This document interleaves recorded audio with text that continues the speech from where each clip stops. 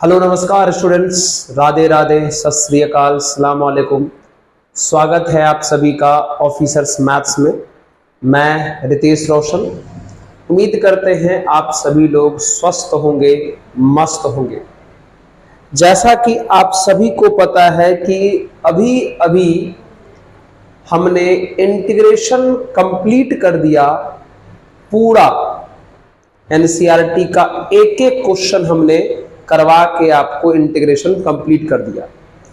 आज हम लोग एक नए चैप्टर की तरफ बढ़ने वाले हैं और उस प्यारा सा चैप्टर का नाम है एप्लीकेशन ऑफ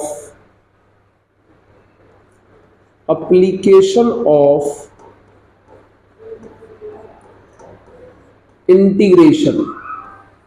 चैप्टर का नाम है एप्लीकेशन ऑफ इंटीग्रेशन। समाकलन का अनुप्रयोग। समाकलन का अनुप्रयोग। समाकलन का अनुप्रयोग। तो आज हमारा ये चैप्टर स्टार्ट होने वाला है। ठीक है, कुछ किताब में एप्लीकेशन ऑफ इंटीग्रेशन को एरिया अंडर द कर्व भी लिखा रहता है। एरिया अंडर द कर्व, यानी वक्र के द्वारा बंद भाग का क्षेत्रफल, है ना। एरिया अंडर द कर्व भी लिखा हुआ रहता है कुछ किताब में। ठीक है, तो आज का जो चैप्टर है हमारा वो यही है, एप्लीकेशन ऑफ इंटीग्रेशन, समाकलन का अनुप्रयोग। एरिया अंडर, सॉरी यहां आर लिख दीजिए, एरिया अंडर द कर्व, वक्र के द्वारा बंद भाग का क्षेत्रफल। तो आज हम लोग इसी टॉपिक के बारे में पढ़ेंगे, डिटेल पढ़ेंगे, बहुत ही प्यार से और आराम से। शुरू करें? तो आप भी अपने कॉपी में प्यारा सा हेडिंग लगा लीजिए और आइए शुरू करते हैं। तो चलिए, सबसे पहले एनसीईआरटी में जो है इस पर दो एक्सरसाइज दिया हुआ है। दोनों एक्सरसाइज का एक एक क्वेश्चन हम बनाएंगे। चलिए, आज हम आपको दो फॉर्मूला बताएंगे। पहला फॉर्मूला है area bounded bye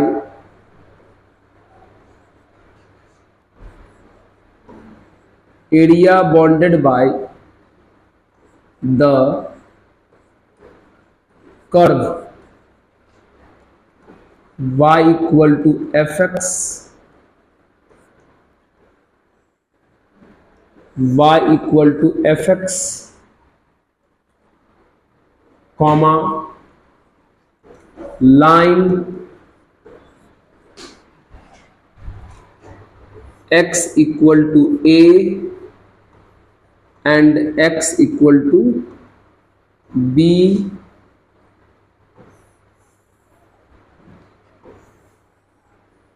comma x axis. ठीक है, ये आज हम लोग पढ़ने वाले हैं ये टॉपिक। ठीक है, मतलब area bounded by the curve, line and axis. इसको अगर हिंदी में हम बोल दे, उम्मीद करते हैं आप लोग इसको हिंदी में नोट कर लेंगे। y बराबर fx वक्र,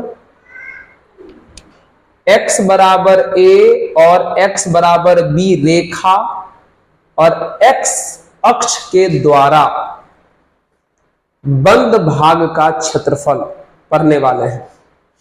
फिर से एक बार सुन लीजिए, y बराबर एफ एक्स वक्र, x बराबर a और x बराबर b रेखा और x अक्ष के द्वारा बंद भाग का क्षेत्रफल।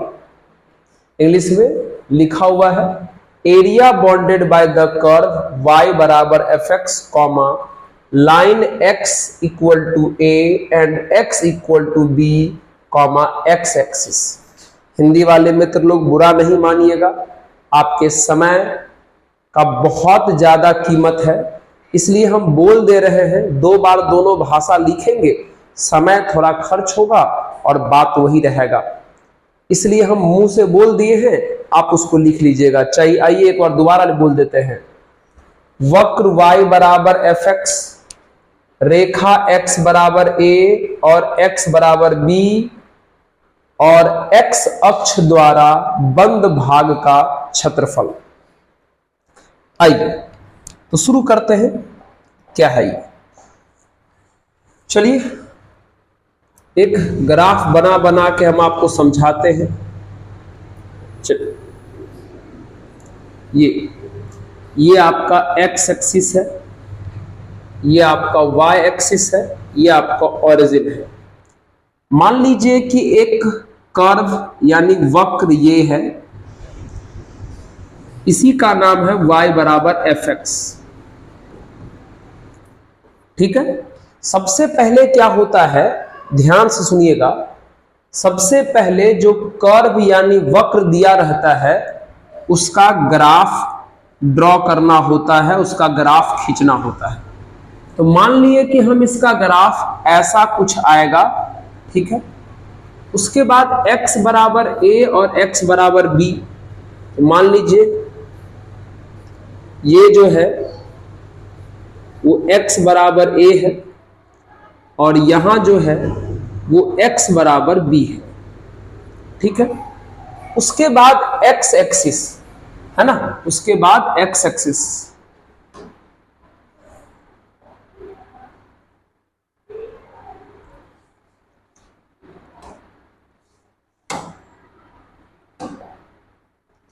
ये हमारे अभी चीट एक है ना, थोड़ा सा परेशान कर रही है, मतलब क्या थी, मक्खी। हाँ जी, x बराबर a और x बराबर b ये है।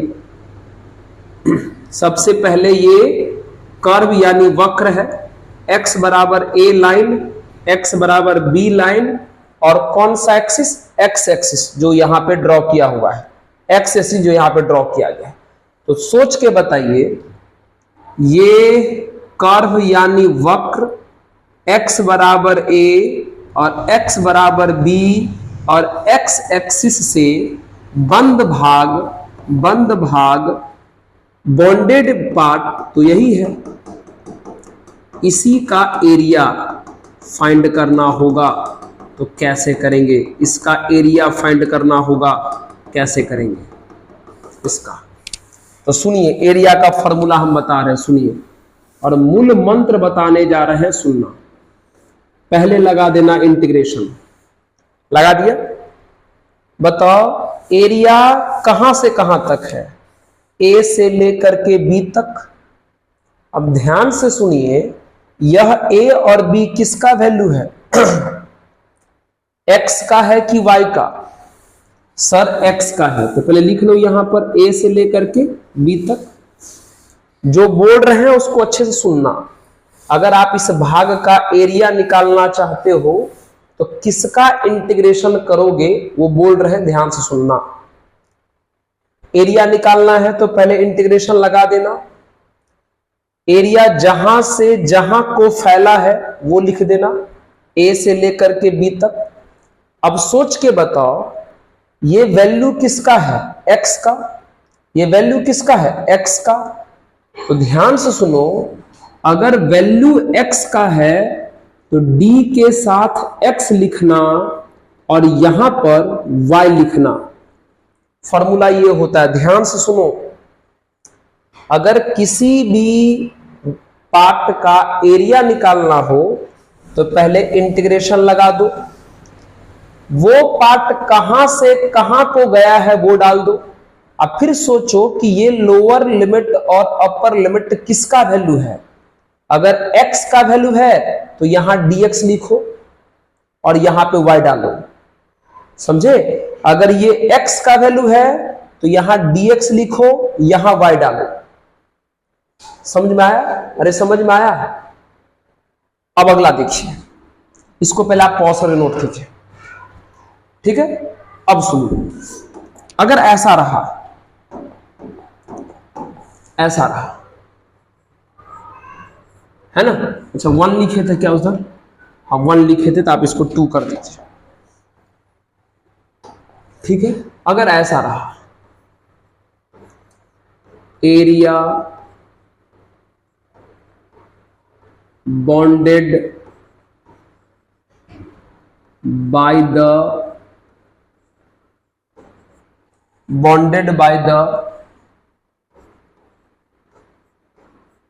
Curve, area bounded by the curve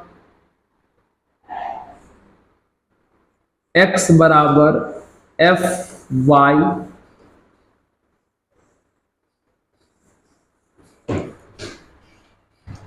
line y बराबर a एंड y बराबर b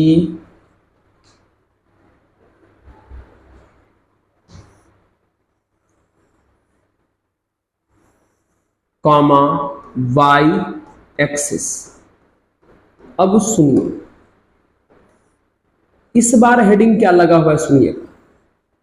इस बार हेडिंग लगा है कि कर्व x बराबर F of y, line y बराबर a एंड y बराबर b और y एक्सिस के पार्ट का एरिया चाहिए।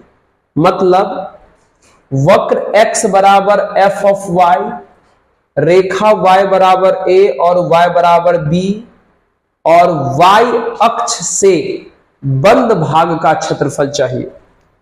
तो अभी अभी हम आपको बताए हैं कि सबसे पहले, अभी सिर्फ थ्योरी बता रहे हैं, तो बस थ्योरी से आप फॉर्मूला लगाना सीखिए और विशेष कुछ नहीं सोचिए। सबसे पहले कर्व यानी वक्र का ग्राफ ड्रॉ किया जाता है, ग्राफ बनाया जाता है। सबसे पहले कर्व यानी वक्र का ग्राफ बनाया जाता है। मान लीजिए इसका ग्राफ ऐसा कुछ आया, उसके बाद y बराबर a, तो मान लीजिए ये है y बराबर a वाला लाइन, यहां a है। फिर y बराबर b, मान लो ये है y बराबर b वाला लाइन, और कौन है y एक्सिस यानी y अक्ष जो यही है। अब सोच के देखिए, ये है आपका कर्व, इस कर्व का नाम है x बराबर एफ वाई। ये आपका कर्व यानी वक्र है, ये y बराबर a है, ये y बराबर b है और ये है y एक्सिस यानी y अक्ष। इससे घिरा हुआ बॉन्डेड पार्ट तो यही है ना, यही है। कहेगा इसका एरिया निकालो, इसका एरिया निकालो, तो लिखेंगे एरिया बराबर इंटीग्रेशन। बताइए यह एरिया कहां से कहां को गया है, ए से लेकर के बी तक। अब इस बार सोच के बताइए, यह ए से लेकर के बी तक किसका वैल्यू आप लिए हो? सर y का। किसका वैल्यू लिए हो? y का। तो d के बगल में y लिखना और यहां पर x लिखना, d के बगल में y लिखना और यहां पर x लिखना, ये रूल होता है। अगर इंटीग्रेशन का लिमिट y का है तो d के बगल में y लिखना और यहां x लिखना। ठीक उसी प्रकार अगर इंटीग्रेशन का लिमिट x का है तो d के बगल में x लिखना और यहां y लिखना।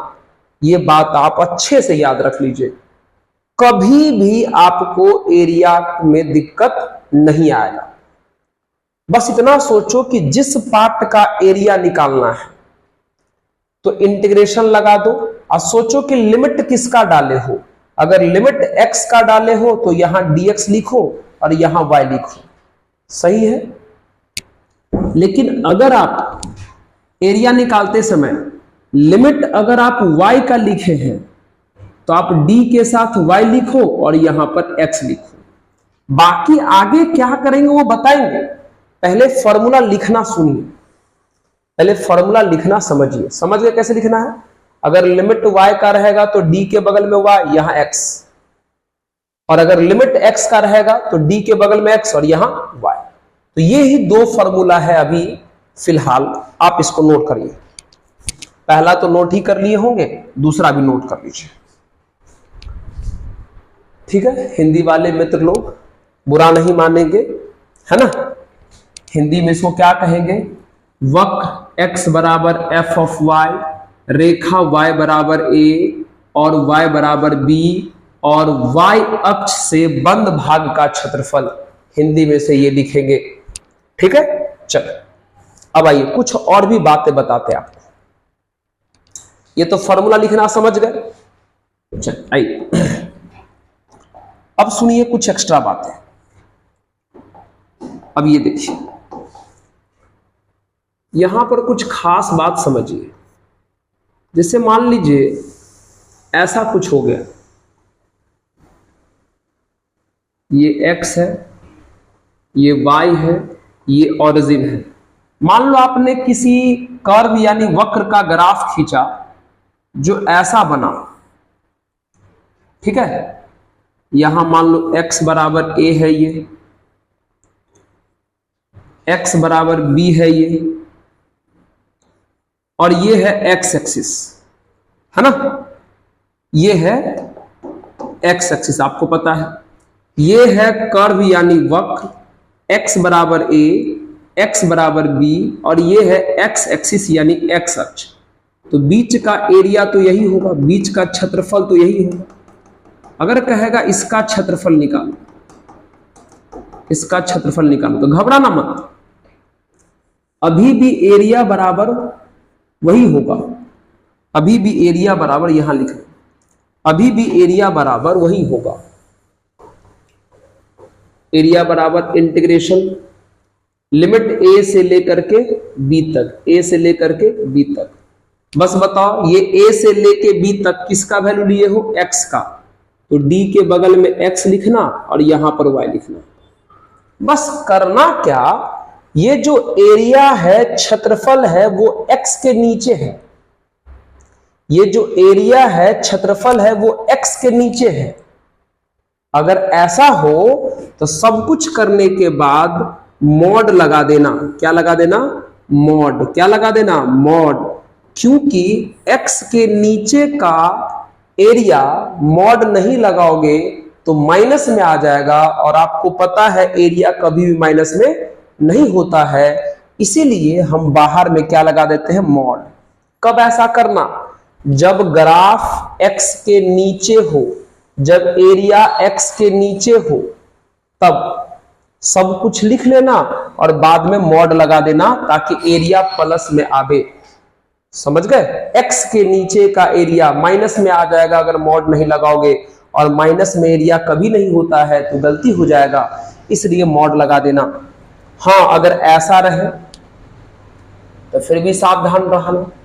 ये देख लो, अगर ऐसा रहे तो ये देख लो,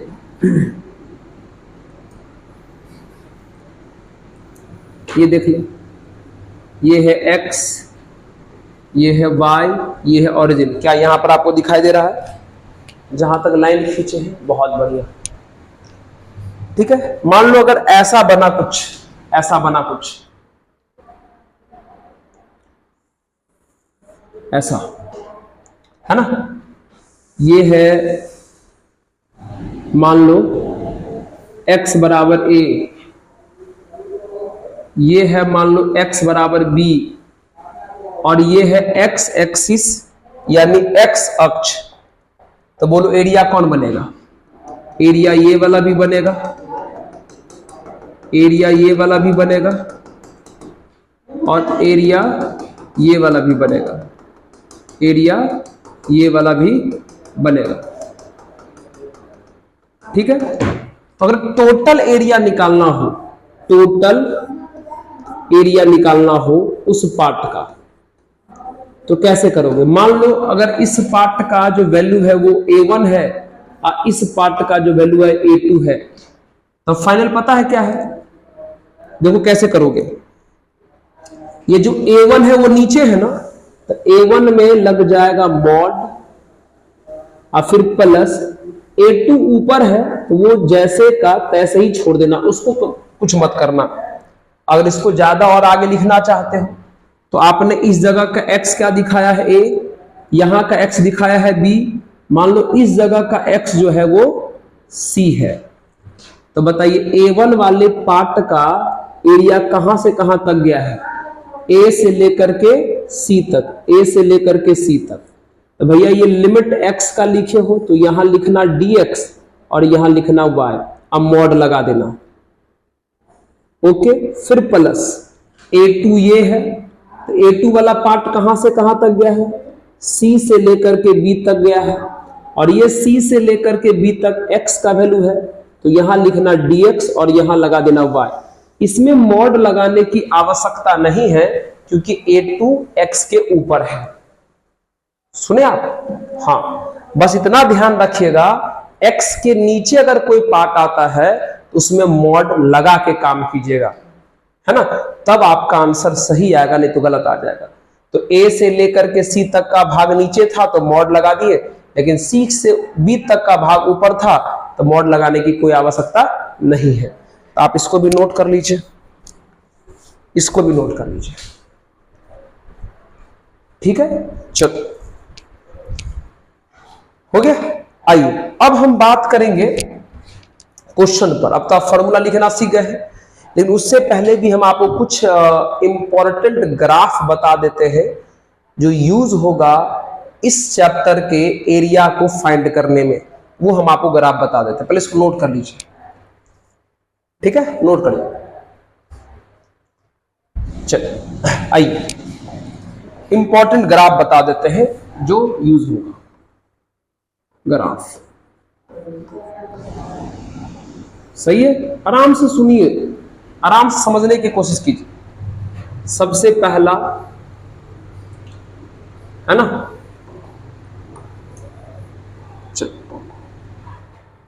सबसे पहला y स्क्वायर बराबर 4ax, इसका ग्राफ क्या होता है देखिए, है ना, ये x है, ये y है, ये ओरिजिन है। y बराबर 4ax का खींचना है, ड्रॉ करेंगे। उसके बाद y बराबर -4ax का भी याद रखना, ये सब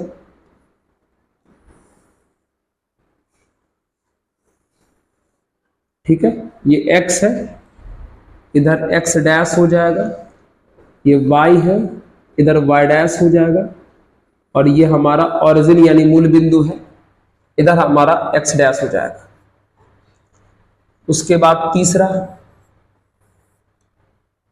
x स्क्वायर बराबर 4ay, इसका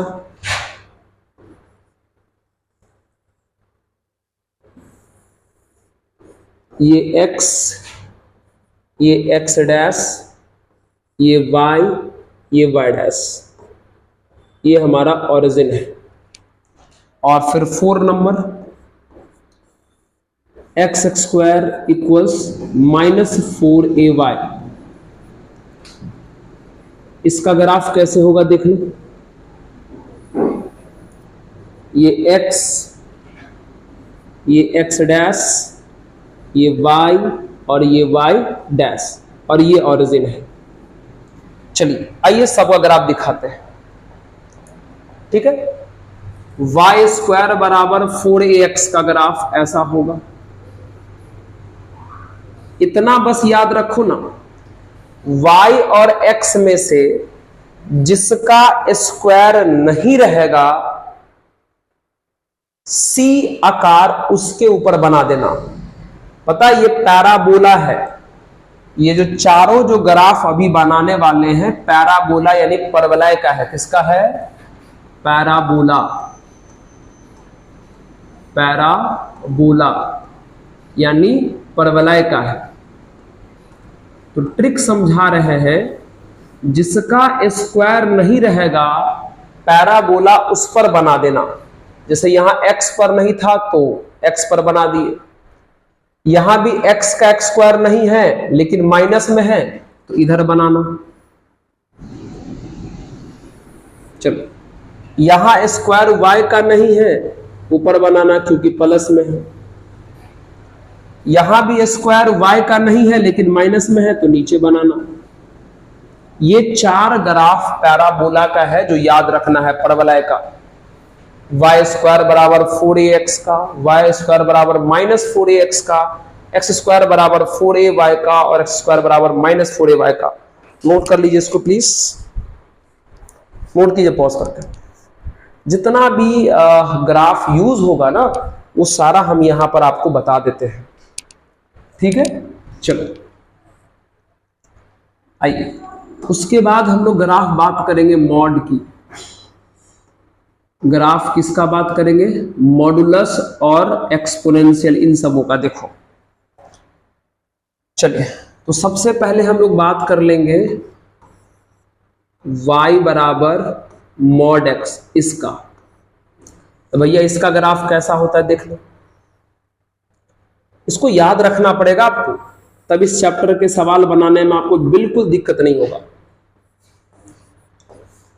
बिल्कुल दिक्कत नहीं होगा, ठीक है। चलो अगला, दूसरा है y बराबर a का power x a greater than 1, इसका।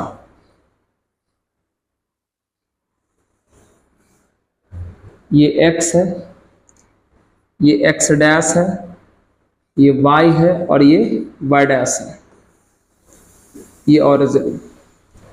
फिर तीसरा है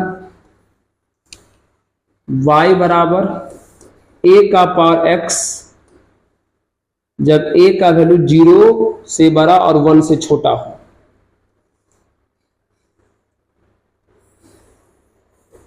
ये x है, ये x डैश, ये y और ये y डैश। आइए ड्रॉ करते हैं। ये तो सबको पता है भैया मॉडुलस है ना, ये तो सबको पता है मॉडुलस यानी मापांक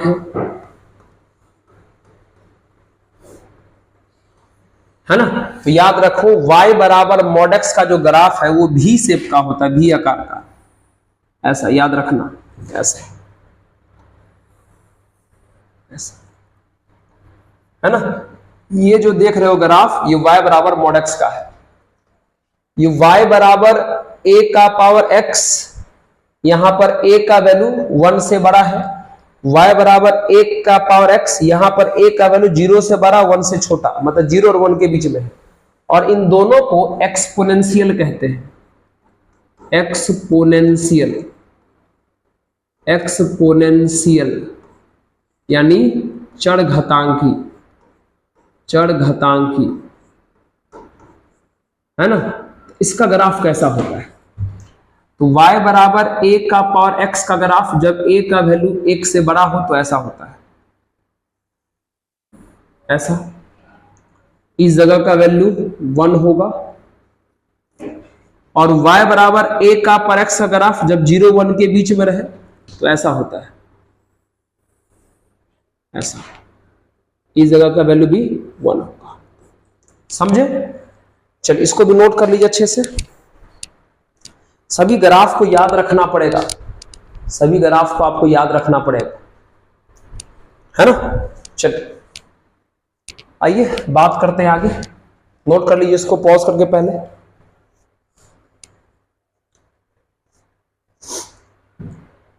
कर लिए नोट? चलिए आइए, अगला ग्राफ हम लोग बात करेंगे सर्कल यानी वृत्त का। ग्राफ किसका बात करेंगे? सर्कल यानी वृत्त का। सही है, चलिए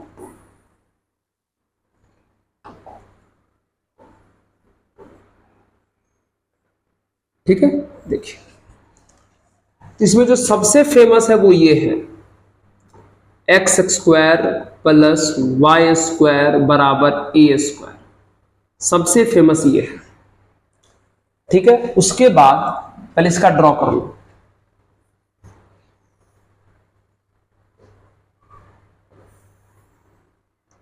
ये x, ये x डैश, ये y, ये y डैश। याद कर लो अच्छे से, जब भी कोई इक्वेशन यानी समीकरण x square plus y square बराबर ए स्क्वायर ऐसा कुछ दिखाई दे तो ग्राफ कैसा होगा यहां बना रहे, याद कर लो। X square plus y square बराबर ए स्क्वायर का ग्राफ कैसा होगा देख लो, ग्राफ ऐसा होगा। चलिए थोड़ा शेप ले लेते हैं, शेप तो होगा ही हम लोग के पास, सर्कल वाला ना, सर्कल चाहिए, आइए ठीक है ऐसा।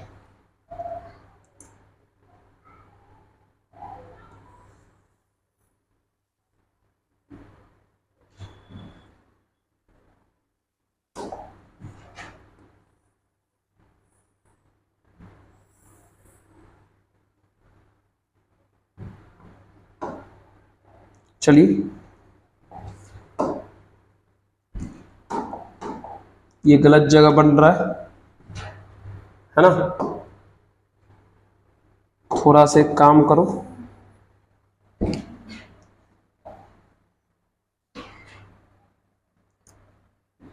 इसको हटाओ थोड़ा सा, क्यों फंस गया?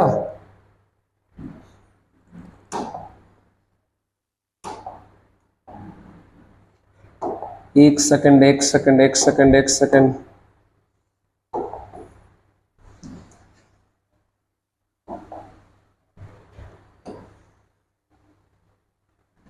चेंज तो हो जा भाई।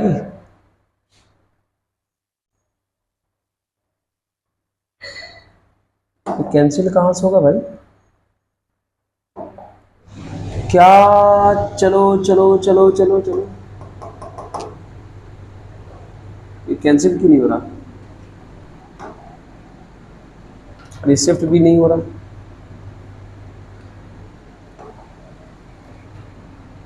अगर इसको हम कैंसिल करेंगे तो वापस पूरा कैंसिल हो जाए। हा। रुको रुको भाई रुको, इसको हटाओ पहले।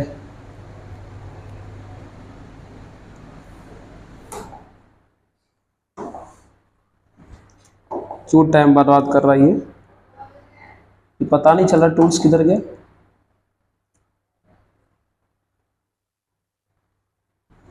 और ये मूव करने का ऑप्शन भी नहीं ले रहा है।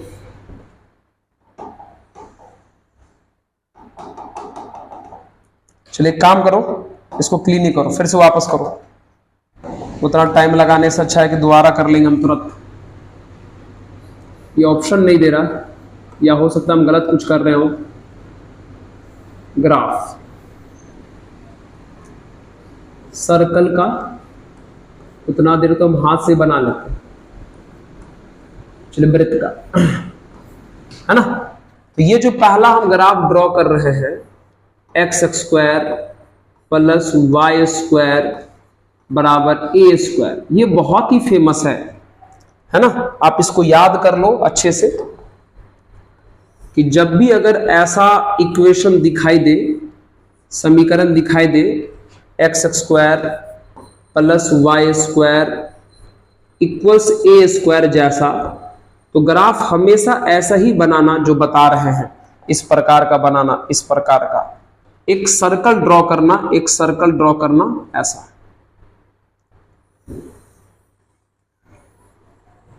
ऐसा हो गया। इस जगह का जो वैल्यू होगा, यहां ए स्क्वायर है तो ये ए कॉमा 0 होगा, ये वाला जो वैल्यू है वो 0 कॉमा ए होगा, ये वाला जो वैल्यू है वो माइनस ए कॉमा 0 होगा, और ये जो है वो होगा 0 कॉमा माइनस ए। याद कर लो इसको अच्छे से, ये फेमस इक्वेशन है, इसका ग्राफ ऐसा होगा, याद कर लो। अब दूसरा पार्ट ऐसा है, दूसरा पार्ट ऐसा है, ये देख लो, x माइनस एच का whole square plus y minus k का whole square equals to r square. अगर ऐसा कभी इक्वेशन दिखाई दे, ऐसा कभी इक्वेशन दिखाई दे, तो इसमें आपको सेंटर का काम यानी केंद्र का काम h कॉमा k करेगा। याद कर लेना, माइनस के बाद यहां h है, माइनस के बाद यहां k है, तो h कॉमा k सेंटर यानी केंद्र का काम करेगा। याद कर लेना, जब भी ऐसा कभी इक्वेशन लिखा दिखाई दे तो माइनस के बाद वाला ये h और माइनस के बाद वाला ये k सेंटर यानी केंद्र का काम करेगा। और तीसरा रेडियस, रेडियस यानी त्रिज्या। त्रिज्या जो है वो RHS में जिसका स्क्वायर रहे, तो RHS में r का स्क्वायर है तो त्रिज्या का काम r करेगा। अब सेंटर का जो वैल्यू आएगा उसको प्लॉट कर देंगे, एक्सिस पर डाल देंगे, रेडियस पकड़ लेंगे और एक सर्कल खींच देंगे। बस आपको याद रखना है कि जब भी इस प्रकार का इक्वेशन दिखाई दे तो सेंटर माइनस के बाद वाला h माइनस के बाद वाला k से निकालते हैं, और RHS में जिसका स्क्वायर होता है वो हमारा रेडियस होता है, त्रिज्या होता है। ये याद रखना। क्वेश्चन बनाते वक्त कैसे ग्राफ ड्रॉ करेंगे सब चीज बताएंगे, ठीक है। फिलहाल जो डायरेक्ट याद रखा जा सकता है उन सब का हम लिख दे रहे हैं। चलिए नेक्स्ट बात करते हैं। आइए अगली चीज, इसको भी पॉज कर नोट कर लीजिए। चलिए नेक्स्ट ग्राफ जो है हम लोग जानेंगे इलिप्स का। नेक्स्ट ग्राफ जो जानेंगे हम लोग वो जानेंगे इलिप्स का। इलिप्स है ना, जिसको हम लोग दीर्घवृत्त बोलते हैं, दीर्घवृत्त बोलते हैं। तो ये भी दो टाइप का होता है, याद रखना। पहला x square upon a square plus y square upon b square equals to 1। मान लेते हैं कि इसमें a, मान लेते हैं इसमें a बड़ा है b छोटा है, और दूसरा x square upon a square plus y square upon b square बराबर 1। इसमें मान लेते हैं a छोटा है b बड़ा है, ठीक है। चलो इसका ग्राफ कैसा होगा देखो, पहले एक्सिस बना लेते हैं।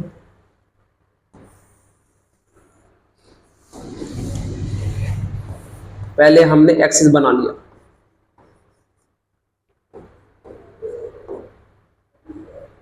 ठीक है।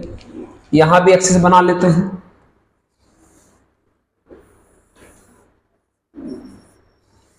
आराम से देखोगे ना तो बिल्कुल टॉपिक आसान है, बस कुछ बातों का ख्याल रखना है, वो तो रखना ही पड़ेगा भैया, कोई उपाय नहीं। चलिए यहां देखिए, इलिप्स यानी दीर्घवृत्त है, इसमें कौन बड़ा है, ए बड़ा है। ए मतलब एक्स के नीचे वाला बड़ा है, तो एक्स के ऊपर का जो भाग है वो बड़ा रहेगा, ऐसा कुछ, ठीक है। इसमें कौन बड़ा है भैया, बी बड़ा है, मतलब वाई के नीचे वाला बड़ा है, तो वाई के नीचे, वाई पर वाला जो पार्ट है वो बड़ा रहेगा, ऐसा कुछ। अब बहुत आसान है, एक्स के नीचे ए है तो ये जो पॉइंट है वो a,0 और ये जो पॉइंट है वो -a,0 होगा। y के नीचे b है तो ये वाला जो पॉइंट है वो 0,b होगा, और ये जो पॉइंट है वो 0,-b होगा। सबका काम आएगा, ध्यान रखिएगा। x के नीचे a है तो ये वाला जो पॉइंट है वो a,0 होगा, और ये वाला जो पॉइंट है वो -a,0 होगा। y के नीचे b है तो ये वाला जो पॉइंट है वो 0,b होगा, और ये वाला जो पॉइंट है वो 0,-b होगा। जी हाँ, बस इतना ग्राफ आपको ख्याल रखना है, इतना ग्राफ आपको ख्याल रखना है। चलिए अब क्वेश्चन पे चलते हैं। ओके, हाँ जी, एक्सरसाइज एनसीईआरटी का 8.1 पॉज करें, नोट करें। चलिए बहुत बढ़िया। अब हम लोग आ जाते हैं क्वेश्चन के ऊपर। एक्सरसाइज 8.1 किताब निकाल लीजिए, क्वेश्चन को पढ़ लीजिए, तब समझने में बहुत ही मजा आएगा और आसानी से क्वेश्चन बन भी जाएगा। चलिए पहला क्वेश्चन है, find the area of the reason bounded by the curve. Curve यानी वक्र, y बराबर x, लाइन यानी रेखा x बराबर 1, x बराबर 4, x एक्सिस और लास्ट में बोला फर्स्ट क्वाड्रेंट, प्रथम चतुर्थांश, फर्स्ट क्वाड्रेंट प्रथम चतुर्थांश, है ना। चलिए आइए, तो सबसे पहले आप ग्राफ बनाइए, किसका? कर्व का। ये कर्व है, वक्र है, किताब पढ़ो, किताब का क्वेश्चन पढ़ो। ये कर्व है, ये वक्र है, तो सबसे पहले हम इसका ग्राफ खींचेंगे। आइए,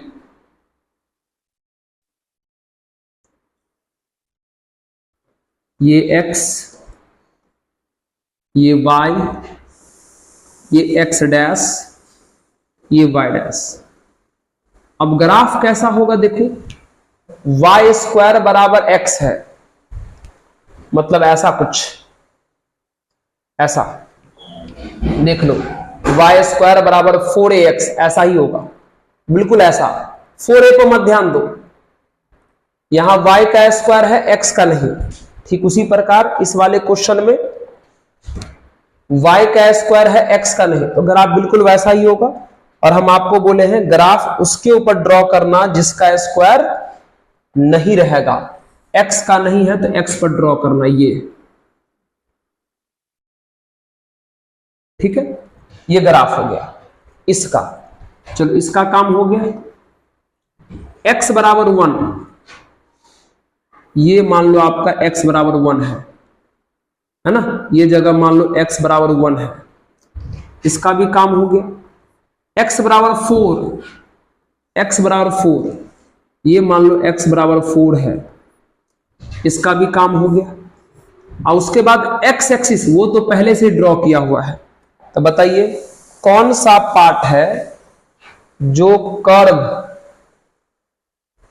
जो वक्र x बराबर 1, x बराबर 4 और x एक्सिस के अंदर है, लेकिन किस क्वाड्रेंट में? फर्स्ट क्वाड्रेंट यानी प्रथम चतुर्थांश में। तो कहोगे सर ये वाला है ना, यानी हमको एरिया इसी का निकालना है, हमको एरिया इसी का निकालना है। तो कंपलसरी है, पहले आपको ग्राफ तो ड्रॉ करना ही पड़ेगा, कंपलसरी है, पहले तो आपको ग्राफ ड्रॉ करना ही पड़ेगा। ड्रॉ कर लिए, जिस पार्ट का एरिया निकालना था उस पार्ट को पहचान भी गए। अब हम आराम से एरिया का लगाएंगे फॉर्मूला। तो एरिया बराबर डालेंगे इंटीग्रेशन, कहां से कहां तक है? 1 से लेके 4 तक। अब बताइए 1 से लेके 4 तक ये किसका वैल्यू रखे हैं? x का सर, तो यहां dx लिखाएगा और यहां y लिखाएगा। अभी अभी फॉर्मूला बताए थे, अगर आप लिमिट x का लेते हो तो d के बगल में x लिखो और यहां y लिखो। अब पुट करो सबका वैल्यू, 1 से लेकर के 4, y कहां से निकालोगे? यहां से। हमेशा y या x जब भी निकालना होगा तो कर्व यानी वक्र से निकालेंगे। हमेशा जब भी y या x निकालना होगा तो कर्व यानी वक्र से निकालेंगे। तो y स्क्वायर बराबर x से बताओ y कितना होगा? सर √x होगा। बहुत बढ़िया, dx। चलिए आगे बढ़िए, 1 से लेकर के 4, √x का मतलब क्या होता है? x का पावर 1/2 होता है, dx। अब क्या करेंगे सर? अब इंटीग्रेट करेंगे। देख रहा है कितना नॉर्मल इंटीग्रेशन हो रहा है, देख लो पहले। अब क्या करेंगे सर? इंटीग्रेशन करेंगे। तो बताइए x के पावर 1/2 का क्या होगा? इंटीग्रेशन पावर में एक जोड़ेंगे 3/2 और उसी 3/2 से डिवाइड भी करेंगे। यस सर, लिमिट कहां से कहां तक? 1 से लेके 4 तक। ये देखो, ये 3/2 मतलब 2/3 कांस्टेंट है, बाहर हो जाएगा। अंदर क्या बचेगा? x का पावर 3/2। कहां से कहां तक? 1 से लेके 4 तक। चलो 2/3। अपर लिमिट डालो 4, तो 4 का पावर 3/2। फिर माइनस लोअर लिमिट डालो 1, तो 1 का पावर 3/2। कर लो सॉल्व, तो 2/3। 4 का पावर 3/2 कितना होगा? और बता देते हैं, कहां बताते हैं? यही बता देते हैं। 4 का पावर 3/2, तो 4 को हम 2 का स्क्वायर लिख सकते हैं, अब पावर 3/2। तो 2 से 2 कट गया, तो 2 का पावर 3 बचा, मतलब कितना बचा? 8। तो 4 का पावर 3/2 8 हो गया। 1 का पावर कुछ भी 1, तो ये 7 आ गया, 7 दूनी 14, 14/3 स्क्वायर यूनिट, वर्ग इकाई, वर्ग इकाई आंसर हो गया। स्क्वायर यूनिट यानी वर्ग, ये आंसर हो गया। चलिए देखिए, पहला सवाल बन गया और आपको लगा होगा कि सर ये तो नॉर्मल था सर। हाँ, बस ग्राफ ड्रॉ करना ही इसका हार्ड हो जाता है। क्यों होता है? क्योंकि हमें ग्राफ याद नहीं रहता, इसलिए ग्राफ याद कर लोगे क्वेश्चन आराम से बनेगा। चलिए 8.1 का क्वेश्चन नंबर सेकंड, पॉज करें, नोट करें। हो गया? चलिए क्वेश्चन नंबर सेकंड की बात करते हैं। फिर से सारा चीज दिया है, क्वेश्चन को पढ़ो। Find the area of the region bounded by the curve. फिर से दिया है y² बराबर 9x, x बराबर 2, y बराबर 4, x एक्सिस, और फिर से बोला है फर्स्ट क्वाड्रेंट यानी प्रथम चतुर्थांश, फर्स्ट क्वाड्रेंट यानी प्रथम चतुर्थांश बोला है।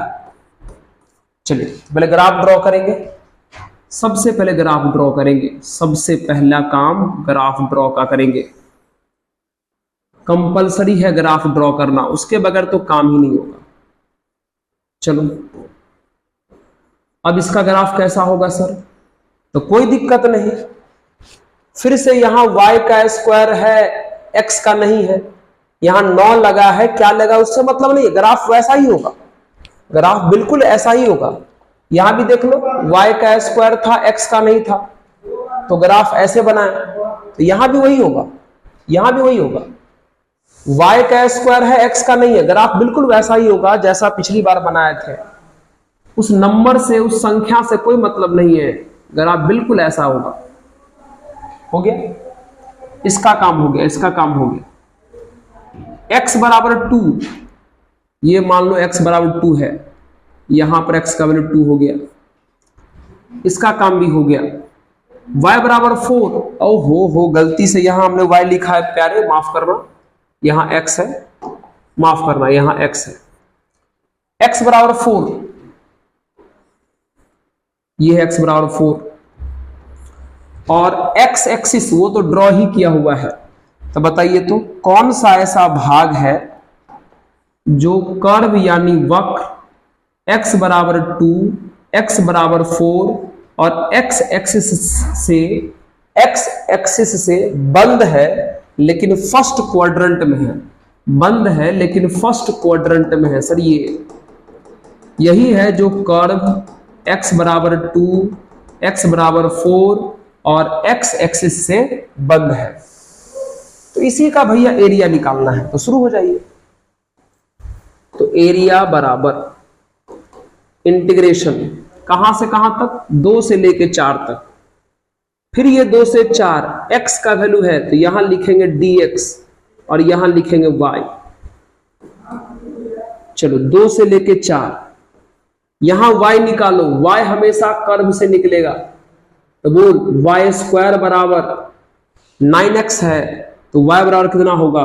3√x होगा, होगा क्या? 3√x, स्क्वायर हट के रूट चढ़ेगा तो ये तो आएगा, यस सर। 3 कांस्टेंट है, बाहर करो, 2 से लेके 4। रूट एक्स को एक्स का पावर क्या लिख सकता है, 1/2 dx। अब कर लो इंटीग्रेशन, अब क्या कर लो, इंटीग्रेशन। चलिए, तो ये है 3, तो x के पावर 1/2 का होगा इंटीग्रेशन, पावर में एक जोड़ो 3/2, उसी से डिवाइड करो 3/2, और लिमिट कहां से कहां तक, 2 से लेके 4 तक। चलिए 3 बाहर में है, ये 3/2 2/3 होके बाहर हो जाएगा, अंदर में बचेगा x का पावर 3/2, 2 से लेके 4 तक। 3 से 3 कट गया, ये 2 बचा, अपर लिमिट 4 रखो तो 4 का पावर 3/2, माइनस लोअर लिमिट 2 रखो तो 2 का पावर 3/2, कितना हो जाएगा देखो। चलिए हमारे हिसाब से पिछली बार भी बताए थे 4 का पावर 3/2 तो 8 हो जाएगा, और ये 2 का पावर 3/2 कितना होगा, थोड़ा इसको भी देख लीजिए, याद देख लीजिए। 2 का पावर 3/2 कितना होगा देखो। एक काम बताइए, 2 का पावर 3/2 को ऐसे लिख सकते हैं क्या, 2 का पावर 3 और होल पावर 1/2। यस सर, 2 का पावर 3 मतलब 8 हो गया, और 1/2 मतलब रूट हो गया, और 8 का रूट कितना होता है, 2√2। अच्छा सर, इसका मतलब ये हुआ कि आप यहां पर 2 के पावर 3/2 को 2√2 लिख सकते हैं। 2 से मल्टीप्लाई करिए तो ये 16 हो जाएगा, ये -4√2 हो जाएगा। स्क्वायर यूनिट वर्ग इकाई आंसर हुआ, ये इसका आंसर हुआ, स्क्वायर यूनिट वर्ग इकाई। बिल्कुल सही आंसर है 16 - 4√2। नोट कर ले, नोट करें इसको अच्छे से, समझे। चलिए आइए फिर से क्वेश्चन है, क्वेश्चन नंबर 3 की बात कर लेते, इसे पॉज करें और नोट कर लें, पॉज करें और नोट कर लें, ठीक है। चलिए अब समझ में आ रहा होगा कि काम कैसे किया जाता है। क्वेश्चन नंबर 3 फिर से एक कर्व है, x² = 4y, लाइन है y = 2, y = 4, और एक्सिस है y एक्सिस, और फिर से बोला है फर्स्ट क्वाड्रेंट की बात करना है, फर्स्ट क्वाड्रेंट की। ओके चलिए, तो आइए सबसे पहले ग्राफ ड्रॉ कीजिए, आप सबसे पहले ग्राफ ड्रॉ कीजिए। ये x, ये x डैश, ये y, ये y डैश, ये ओरिजिन। यहां देखो, यहां x का स्क्वायर है, y का नहीं है, तो इसका ग्राफ हम आपको बताया है। यहां देखो, देख लो, x का स्क्वायर है, y का नहीं है, तो ग्राफ ऐसा होगा ऊपर की तरफ, बिल्कुल ऐसा होगा, नंबर से कोई मतलब नहीं है, बिल्कुल ग्राफ ऐसा होगा ऊपर की तरफ, ऐसा हो गया। चलो इसका काम हो गया। फिर y = 2, ये है y = 2, मान लो यहां पर y का वैल्यू 2 है, ये ले लो, इसका भी काम हो गया। फिर है y = 4, मान लो ये है y = 4, चलो इसका भी काम हो गया, इसका भी काम हो गया। फिर है y एक्सिस, ये तो ड्रॉ ही किया हुआ है। अब सोच के बताइए, ये है कर्व यानी वक्र, ये है y = 2, ये है y = 4, और ये है y एक्सिस यानी y अक्ष से बंद कौन सा पार्ट फर्स्ट क्वाड्रेंट यानी प्रथम चतुर्थांश में है। तो कहोगे सर यही है जो इन सभी लोगों से बंद है और फर्स्ट क्वाड्रेंट में भी है, y = 2, y = 4 से बंद, यही ना है। एरिया इसी का चाहिए, निकालो। तो एरिया बराबर इंटीग्रेशन, कहां से कहां तक जाओगे, 2 से लेके 4 तक, 2 से लेके 4 तक। तो 2 से लेके 4 तक ये किसका वैल्यू है? 2 से 4 तक सर y का, तो यहां लिखोगे dy और यहां लिखोगे x। ओके सर, याद आ रहा होगा फॉर्मूला, 2 से लेके 4। अब x यहां से निकालोगे, x यहां से निकालोगे, बोलो x यहां से कितना आएगा? x स्क्वायर बराबर 4y, तो x कितना हो जाएगा? x हो जाएगा 2√y इंटू dy। 2 कांस्टेंट है, बाहर कर लो। √y का मतलब y का पावर 1/2 dy, 2 से लेके 4 तक, है ना। करो इंटीग्रेशन, करो। चलिए कितना होगा बोलिए? 2 बाहर, y के पावर 1/2 का होगा, y का पावर 3/2। लिमिट कहां से कहां तक? 2 से लेके 4 तक। चलो प्यारे, ये बाहर में तो 2 पहले से है, ये 3/2 पलट के 2/3 बाहर होगा। अंदर में y का पावर 3/2 है, 2 से लेके 4 तक, ये हो जाएगा 4/3। अपर लिमिट पुट करो तो 4 का पावर 3/2, फिर माइनस लोअर लिमिट पुट करो तो 2 का पावर 3/2। चलिए 4/3, 4 का पावर 3/2 कितना होता है? देखो यहां आपको हम समझा चुके हैं। कहां समझा? यहां देखो यादें कर लो, बार बार यूज होगा। 4 का पावर 3/2 कितना होता है? 8, ये भी समझा दिए हैं। और 2 का पावर 3/2 2√2 होता है, वो भी समझा दिए हैं। तो डायरेक्ट हम यहां करेंगे पुट, तो 4 का पावर 3/2 8 होगा और ये 2√2 होगा। बहुत बढ़िया। चलिए अंदर 4 से मल्टीप्लाई करो तो 32 हो जाएगा और -8√2/3 स्क्वायर यूनिट आंसर होगा। वर्ग इकाई हिंदी में आंसर होगा। क्वेश्चन नंबर 3 बिल्कुल सही जवाब है, आप इसको नोट कर लें। तो पता चला कैसे सवाल सॉल्व होता है एरिया का, कितना आसानी से सॉल्व होता है।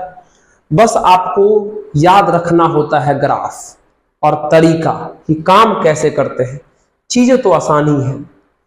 बस आज के वीडियो में हम इतना ही रखेंगे और फिर से इसके अगले क्वेश्चन को लेके बढ़ेंगे अगले वीडियो में। तब तक हम आपसे यही रिक्वेस्ट करेंगे, इस टॉपिक को अच्छे से रिवाइज कर लीजिएगा और तब अगले वीडियो को देखिएगा। उम्मीद करते हैं आप सभी को इस चैनल का काम पसंद आ रहा हो, और अगर पसंद आ रहा हो तो खूब शेयर कीजिए, है ना। अपने मित्रों के पास जिनको जरूरत है उन लोगों को बोलिए कि आप उस चैनल को सब्सक्राइब करो और मजे से पढ़ो। और पढ़ते रहिए, मुस्कुराते रहिए और देखते रहिए ऑफिसर्स मैथ्स। धन्यवाद।